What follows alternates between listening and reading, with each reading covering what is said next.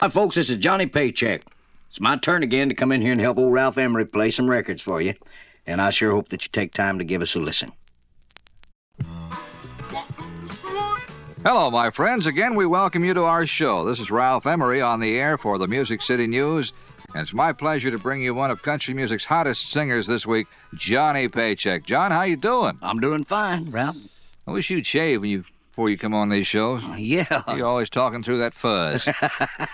Of course, they can't see me either, John. No, I was trying to think of something to say, but I couldn't think of it. John has a mustache. I have a little more than a mustache. Just a little. Big old beard. Right. Yours tickle? Hmm? Does yours tickle? Yeah. Huh? Want to compare them right quick? Does yours bother you? No, mine bothered me for a while when I first grew it, but I don't even notice it anymore.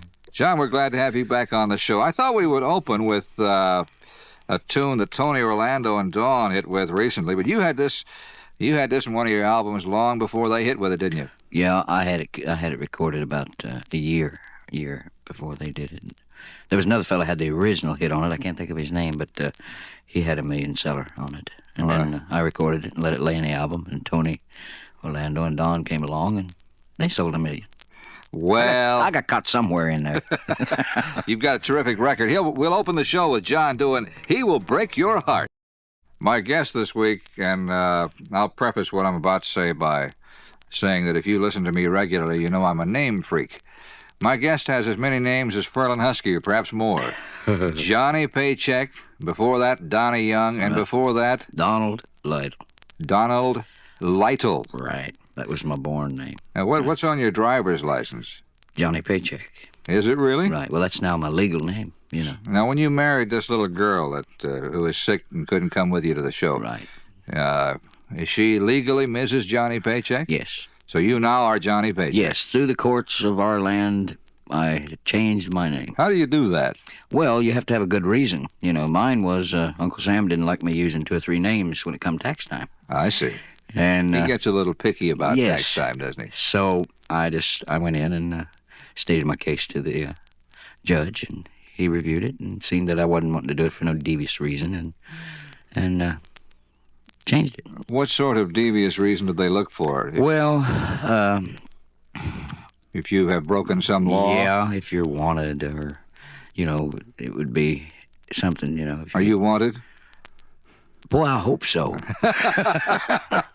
Tell me about this song now. When Tanya Tucker was on the show, she raised this women's lib thing when we got to this record, John. She said a lot of women might not like this song. Oh, yeah. Which could be called a male chauvinist song. Well, yes, it could be. Let me ask you, first of all, we'll take it right to your house. How does your wife like this song? My wife is sort of staying out of this. She has hit me a couple times on a couple things, But she's basically not involved in that. Well, did she have an opinion? She's got a pretty good deal. But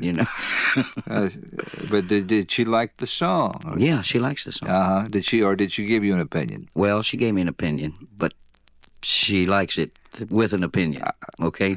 I mean, she gave you a qualified yes. Yeah. In your case, if it sells, it's fine. If it doesn't sell, it's then not. I'll really get it. Right. How about when you go on the road with this? Do the ladies in the audience get a little upset with you singing this song? You'd be surprised. They don't. They love the song. They like the song. Yep. All right. They're running, I did get a letter from some lady in Florida who really raked me over the coals, and she said in the last of the letter, she said, there is... Sure as heck, I'll use another word, more than 20% of us. And what is she referring to? Well, where I say 80% of the women's going to like this, for the 20% that don't, She thinks that more than 20. Well, they're running contests all over the country right now, and it's running about, she's right, there is more. It's running about $21.79. What do you mean $21.79? For they have call-ins. Oh, I see. Do you like this record? Are you for or are you against? And it's running about 21% against. All right. Here's Johnny for 79% of you guys. Ladies. Ladies. 79%. 100% of them guys. 79% of you ladies and 21%. Well, we just hope you'll put up with us. Right.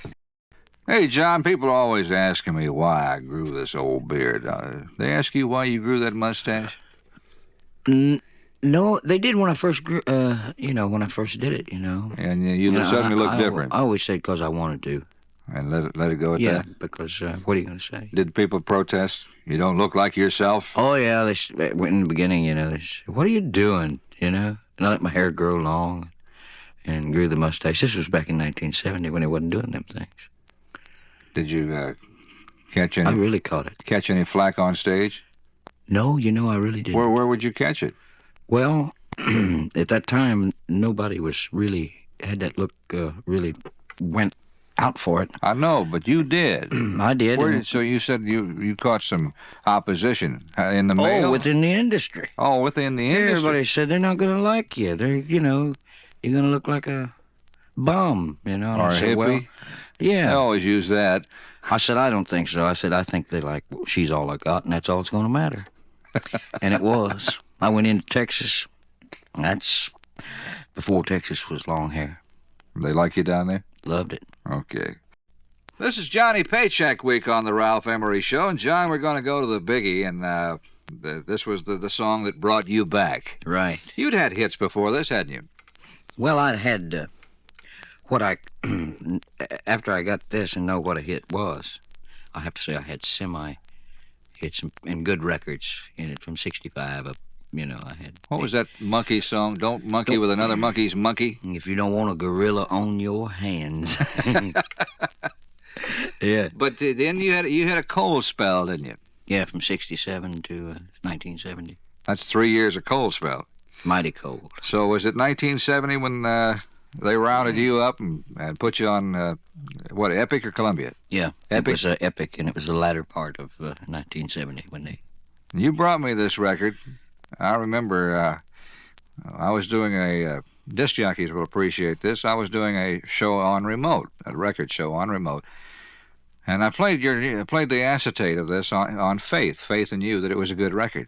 And it was so noisy there. You couldn't hear nothing. I couldn't hear the speaker. I couldn't even hear the record. I just put it on, and I knew on the air they were hearing it. Right. But where we were, I couldn't hear That's right, what it sounded like. It was on stage at the Friday night... We were at the Grand Ole Opry That's House. right. We were doing a record show off the stage of the Opry House. Right. And boy, it was noisy. People around there, laughing and talking. But as it turned out, my faith in you, well, paid off. It really did pay off because this became a big hit. Here's John reaching back for She's All I've Got. I suppose this is still one of the most requested of your songs. She's All I Got? Yeah. Oh, yes. I have two songs that are requested constantly, and that's She's All I Got and Bojangles. Mr. Bojangles? Out of the album, right. No kidding. Those are the two most requested things I would have suspected that Someone to Give My Love To would have been in there. Well, Someone to Give My Love To is in there, and Mr. Lovemaker. Those two are running right behind that. These are the songs that identify Johnny Paycheck. Right. Well, you've heard old John sing She's All I've Got. John, in this show, you about to sneeze? I was about to cough, but I'm all right. Oh. In this show, we are going to play 3 songs written by you, and we're coming up on one now that you wrote for George Jones. Would you set it up for us and tell us about it? Yeah, I had been writing, and actually I cut this record and put it out on the B-side of a single. Nothing happened.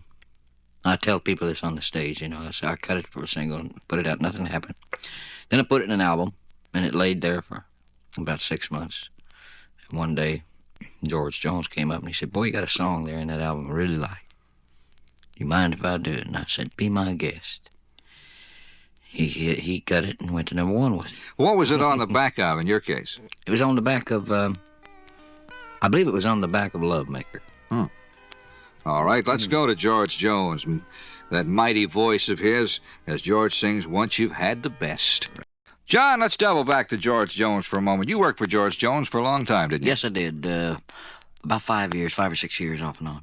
Fronting his show? Right. And singing tenor to George, I guess. Yeah. Did you make records with him? Oh, yeah. Bunch of records. I must have been on 40 or 50 things with him. 40 or 50 George Jones records? In the albums and stuff. Right? Singing the second part? Yeah. What, name some hits that you appeared on with George. Oh, me. Let me see. If you don't catch me. You've Got Me. off guard. Ask me again after we play a record and let me think about it. Because I Okay. can't remember right off the top of my head. I really can't. You remember any funny stories that happened when you were with the George Jones Band? I guess you were with George in the pre-Tammy Wynette days, weren't you? Oh, yeah. Before he married Tammy. Yeah, well, I was with George from like the latter part of '59 through '65. Okay. Him and Ray Price, back and forth. Wanted to fire me, wanted to hire me. You know, I told you. You mean Ray Price fired you? Oh, yeah. Why? I fired him a couple of times. What do you mean you fired him? No, I'm Did just George kidding. Jones fire you? Oh, yeah. Why'd they fire you? Oh, little things. Now, you told Well, me- it was mainly my fault. I drank a lot back then, and Yeah. I'd get pretty stoned sometimes. And, say the wrong thing at the right time. Would you say it on stage, or would you just Well, I'd say it to them? Say it wherever I wanted to say it, I guess. I Say it to them, say it to... And anyway, the old drinking got me in a lot of problems in and out of them, and being fired was one of them. How many times? Oh, I don't know. I guess 3 or 4 times. Did it do you any good? Sometimes they say get fired will make you think a little bit. No, I didn't start thinking until 1970.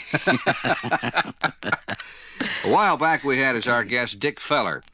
Dick is a very clever young man with words, and on this show he brought his guitar and he did this next song for us live, his original version. And Jerry Reed has since released this in an LP. Here goes Jerry Reed again doing a Dick Feller lyric. Jerry did Lord Mr. Ford also, which Dick Feller wrote. But this is the story of that cantankerous coin machine.